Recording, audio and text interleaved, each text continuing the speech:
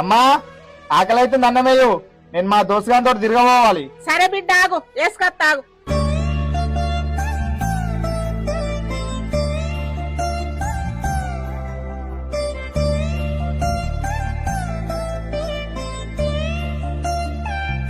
అమ్మా అసలు ఏం కూరలేవి? ఒక్క ముద్ద నోట్లో పోతలేదు. మటన్ చికెన్ చేస్తే అయిపోతుండేగా, మంచిగా తినొత్తుండే. అరే మటన్లు చికెన్లు ఏడుకెళ్ళి దొరుకుతాయిరా, ఆ కూరకేమైందిరా? మంచిగానే ఉందిగా. అసలు నాకు ఈ బువ్వద్దే మధు వాటు. అరే ఎటో బయటకు వెళ్దామన్నావు గారా, పోదామా? పారా పోదాం, ఇంట్లో తిండి మంచిగా లేదు పా. అయ్యో చందు, ఇప్పుడేస్తున్నావానే? అన్నం తింటావానే? పెద్దమ్మ తింటా. వేసుకొత్తాగు. ఈడుంది కదా, ఇదే తింటా.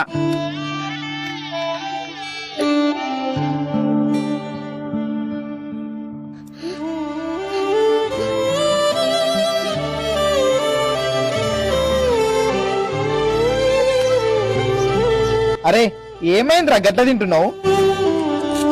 అరే 2 రోజులాయి అన్నం తినక బాగా ఆకలి అవుతుందిరా. చందు మంచిగుందానే? చాలా మంచిగా ఉంది పెద్దమ్మ. అయినా మా లాంటి వాళ్ళకి ఇలాంటి భోజనం దొరకడమే గొప్ప పెద్దమ్మ. 3 పూటలు ఇలాంటి భోజనం దొరికే వాళ్ళకి దీని విలువ తెలియదు పెద్దమ్మ. మాలాంటి ఒక్క పూట ఇలాంటి భోజనం దొరికే వాళ్లకు దీని విలువ తెలుస్తుంది. మనకైనా 3 పూటల కడుపు నిండా భోజనం దొరుకుతుంది, కానీ ఒక్క పూట కూడా భోజనం దొరకని పేదవాళ్ళు చాలా మంది ఉన్నారు. అందుకే భోజనాన్ని వృధా చేయకండి. ఆకలి అన్న వాళ్ళకి ఒక ముద్ద అన్నం పెట్టండి. ఈ వీడియో మీకు నచ్చితే లైక్ చేయండి.